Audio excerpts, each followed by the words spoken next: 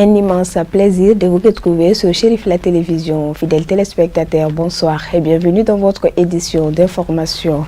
Dans le cadre de la Semaine nationale de la réconciliation, le ministre de l'Environnement, de l'Assainissement et du Développement durable a présidé ce mardi 16 septembre 2025 une cérémonie de plantation d'arbres dans la forêt classée de Koulouba.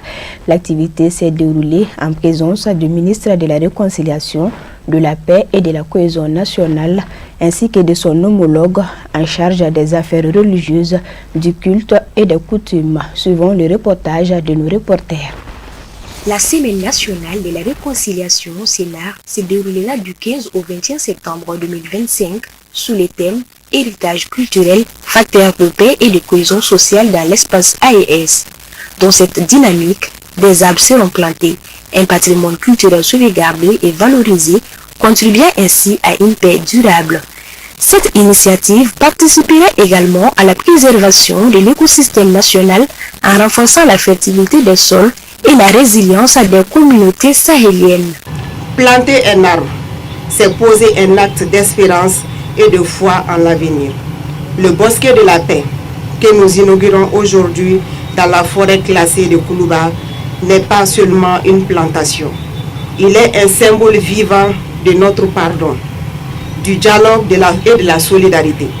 Chaque arbre grandira comme la paix que nous voulons consolider. Le choix de la forêt classée de Koulouba n'est pas anodin. Poumon vert de la capitale et témoin silencieux de l'histoire de notre nation. Elle joue un rôle écologique majeur. En aménageant un bosquet d'un hectare, nous contribuons à enrichir son couvert végétal et à assurer sa régénération, inscrivant ainsi la réconciliation nationale dans le temps, le long de la nature. Planter un arbre, c'est laisser une empreinte utile.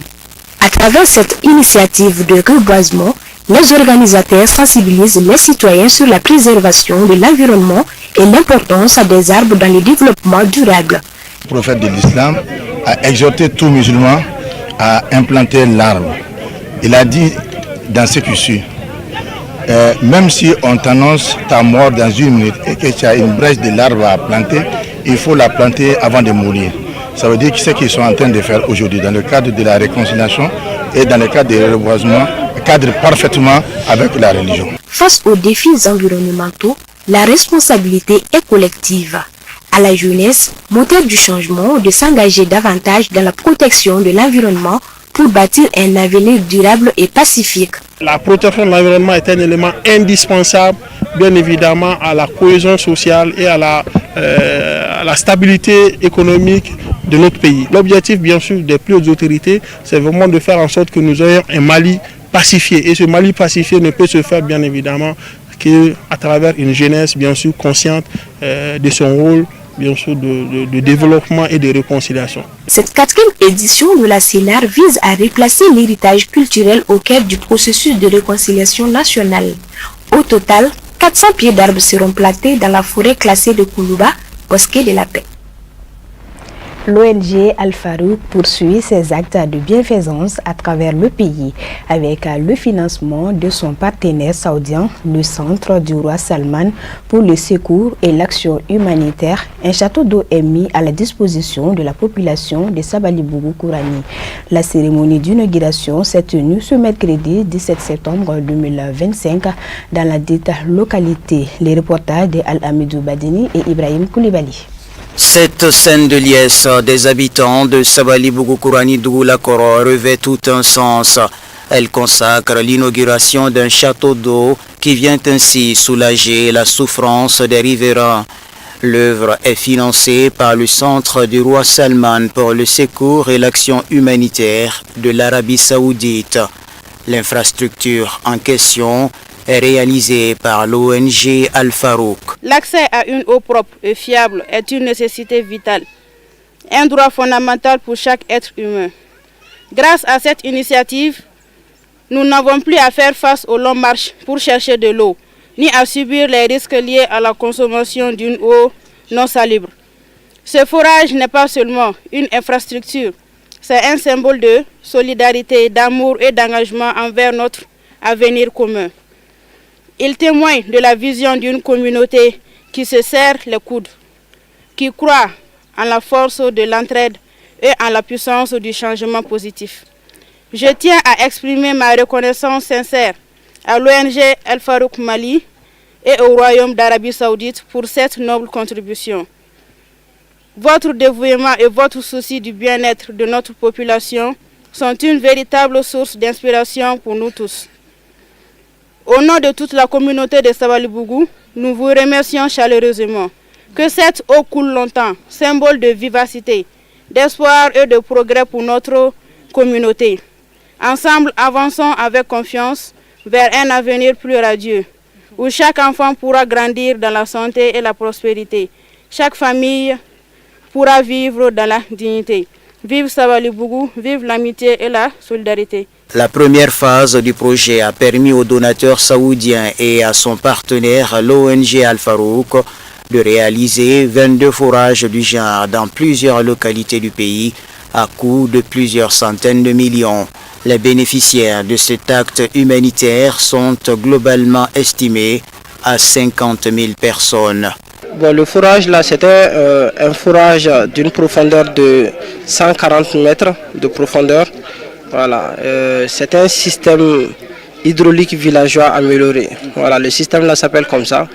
Bon, il est composé de 8 panneaux solaires, d'un abreuvoir pour les animaux et d'un borne fontaine de 10 robinets.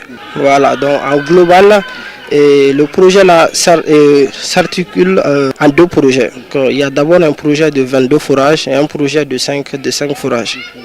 Voilà, donc le projet en tout, en global, ça va dans les 300 millions. Voilà, la réalisation, l'objectif recherché, c'est de contribuer à l'accès à l'eau potable et des populations vulnérables. À tour de rôle, les autorités de la place, les notables, les femmes et la jeunesse ont exprimé toute leur gratitude pour cette action de solidarité, tout en promettant d'en faire bon usage.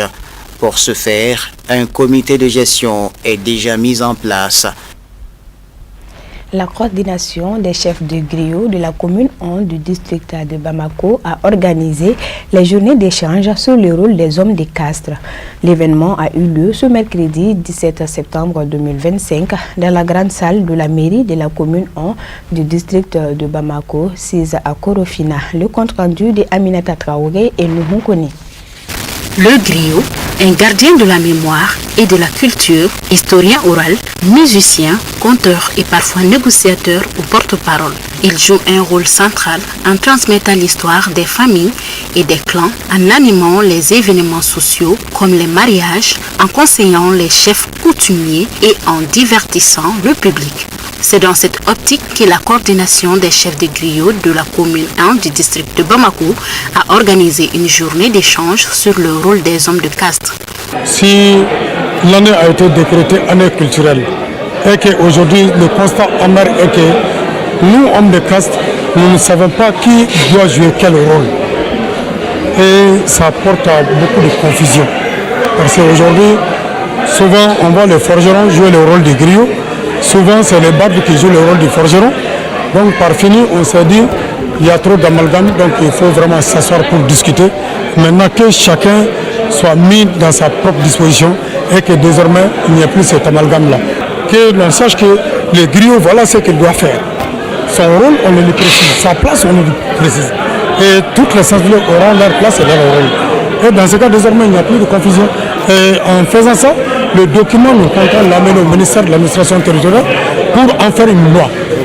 Les parrains ont exprimé leur sentiment de joie face à cette initiative de la coordination des chefs de griot de la commune 1 qui perpétue l'histoire des peuples et des familles à travers la tradition orale, conservant ainsi l'histoire, les valeurs fondatrices et la structure sociale de la communauté, avant de réitérer leur accompagnement et leur disponibilité. Nous sommes conscients de la place que représentent réellement les légitimités traditionnelles, les Nyamakala, et réellement dans cette lutte. Parce qu'ils peuvent porter la voix, ils peuvent aussi instruire à leur population d'aller au moins pour faire le dépistage, se faire dépister pour savoir s'ils ont la maladie ou pas. Ça, c'est un atout. Ça, ce sont quelques exemples qui nous ont poussé à participer réellement à cette initiative. Nous sommes très heureux que de telles initiatives puissent être prises par les populations, surtout les leaders, donc afin de pouvoir discuter sur la problématique des Nyamakala, discuter sur les problèmes que rencontre le pays et quelle sera la place des Nyamakala afin de pouvoir jouer leur partition. Au cours de la cérémonie, plusieurs témoignages ont été faits. Dans son intervention, le maire de la commune 1 du district de Bamako a remercié la coordination des chefs de griots de la commune 1 du district de Bamako pour ce rassemblement qui permet aux hommes de caste de renouer avec nos us et coutumes. La cérémonie avait débuté par la lecture du Saint-Coran et des mots de bienvenue du coordinateur des chefs de quartier de la commune 1 du district de Bamako, suivi d'une minute de silence observée à la mémoire de nos illustres disparus. Remise d'attestation de reconnaissance aux personnes de bonne volonté pour leur soutien indéfectible a mis fin à l'ouverture de ces journées qui, selon l'initiateur, se dérouleront sur 3 jours. Après les activités du Mauloud Nabawi, le guide spirituel des Ansar, Assed Chérif Ousmane Madani Aïdara, reçoit un bon nombre de pèlerins avant leur retour dans leurs localités respectives. Le 13 septembre dernier, une délégation composée de plusieurs pèlerins de la communauté Dogon, conduite par Oustaz Malik Tessugué, se sont rendus chez le président de la fêtière islamique du Mali pour une visite de reconnaissance et solliciter ses bénédictions et ses sages conseils.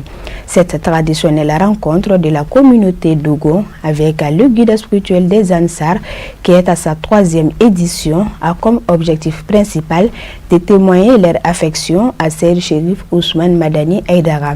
Très ému de la visite, le guide spirituel des Ansar s'est réjoui de cette gratitude de la part des Dogon avant de mettre fin à l'entrevue par des mots d'encouragement et de bénédiction.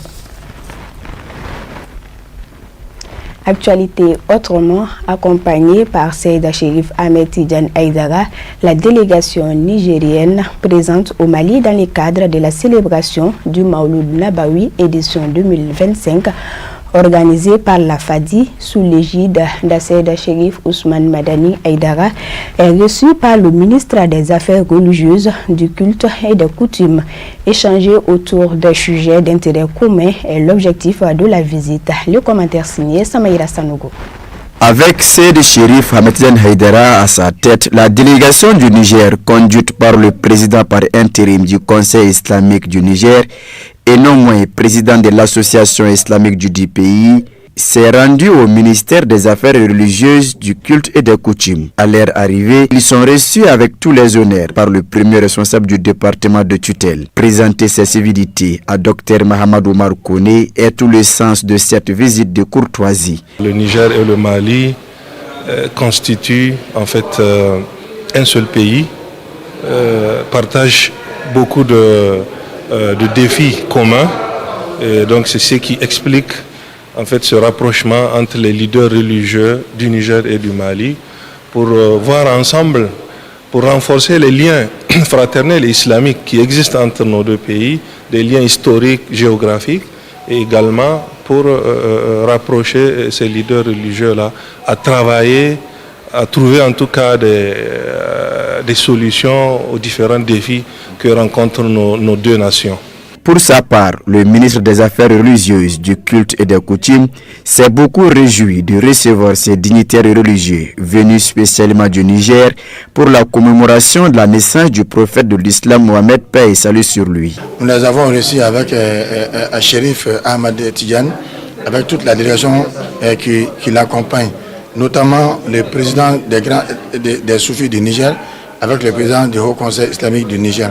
Ils nous ont montré leur sentiment de joie et de fierté, et surtout de ce qu'ils ont vu au Mali et qu'ils n'ont jamais vécu à Niamey. Donc ils nous ont promis d'appliquer à la lettre ce qu'ils ont vu avec les shérifs. Les shérifs étaient un modèle dans le cadre de la célébration de Mauloud. On est fiers des noms comme Chérif Ousmane dans notre pays. Donc ces autres sont les autres de l'autorité malienne. C'est pourquoi nous avons accueilli avec fierté et vraiment dignité. Marqué par des échanges fructueux de part et d'autre, La rencontre est mise à profit pour aborder des sujets d'intérêt commun. Suivons à présent Abdul Karim Sako qui nous en dit plus sur l'actualité hors de nos frontières. Le président sierra-léonais exprime son soutien total au Burkina Faso. J'ai été militaire également et président. J'ai pu rétablir la paix dans mon pays. Ce qui veut dire que cela est possible au Burkina Faso, a déclaré Julius Maada Bio. Le capitaine Ibrahima Traoré a reçu en audience mardi son homologue de la République de Sierra Leone dans le cadre d'une visite d'amitié et de travail à Ouagadougou. Plusieurs sujets ont été abordés, notamment la coopération bilatérale entre les deux pays, les questions d'unité régionale et des relations internationales. Il s'agit de la deuxième visite du chef de l'État sierra-léonais au Burkina Faso depuis l'accession du capitaine Ibrahima Traoré à la présidence. Nous sommes frères, nous ne pouvons pas être divisés. Ma visite est un geste de solidarité pour montrer au président et au peuple burkinabé qu'ils ne sont pas seuls. Nous ferons tout notre possible pour que la paix revienne dans ce pays, a déclaré Dr Bio. Selon lui, le développement et la paix constituent des priorités. Les pays de la sous-région doivent y travailler et dans l'Union. C'est ma deuxième visite car nous devons montrer notre solidarité envers un pays qui fait de grands efforts mais qui est freiné par la situation sécuritaire, a-t-il dit, tout en rappelant être venu en son nom personnel, au nom de la CEDEAO et en celui de la Sierra Leone. Les ministres de la Justice de l'AES rappellent l'intention de la Confédération de saisir la Cour internationale de justice contre la France et l'Ukraine pour apologie du terrorisme. Les délégations du Mali, du Burkina Faso et du Niger se sont réunies le 15 septembre à Niamey pour notamment discuter du réexamen de la coopération pénale internationale. Cette rencontre s'inscrit dans une intégration régionale de plus en plus poussée. Un précédent round à Bamako en mai avait recommandé de saisir la Cour internationale de justice contre la France et l'Ukraine pour soutien du terrorisme. Des poursuites avaient aussi été engagées contre des médias comme France 24, RFI et TV5 Monde sur les mêmes accusations. Fin juillet, une Cour pénale et des droits humains du Sahel était née. La Russie avait aussi évoqué en mai une plateforme juridique commune avec l'AES.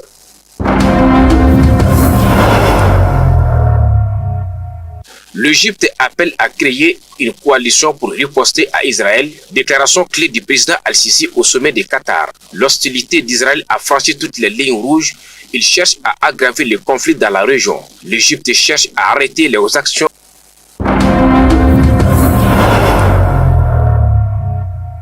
Les récentes actions d'Israël en Palestine portent l'idée de deux États coexistant pacifiquement dans le cadre du règlement israélo-palestinien à un point de non-retour, a déclaré le haut commissaire des Nations Unies aux droits humains, Volker Turk. Il a déclaré que le jour où Israël a frappé le Qatar, il a annoncé une nouvelle phase de son assaut sur Gaza avec un ordre de déplacement pour environ 1 million de personnes de quitter la ville de Gaza sans les dispositions nécessaires à leur sécurité. Selon lui, pendant que les morts de l'attaque israélienne de Doha étaient enterrés, le gouvernement israélien a officiellement approuvé un projet de construction de milliers de logements pour les colons dans la zone E1 en Cisjordanie. C'est le dernier d'une longue liste de faits illégaux sur le territoire qui rapproche de plus en plus la solution à deux États d'un point de non-retour, a-t-il déclaré lors d'une session d'urgence du Conseil des droits de l'homme de l'ONU après les frappes israéliennes contre le Qatar. La formule des deux États présuppose la création d'une Palestine indépendante dans les frontières de 1967 avec Jérusalem-Est comme capitale, coexistant en paix avec Israël.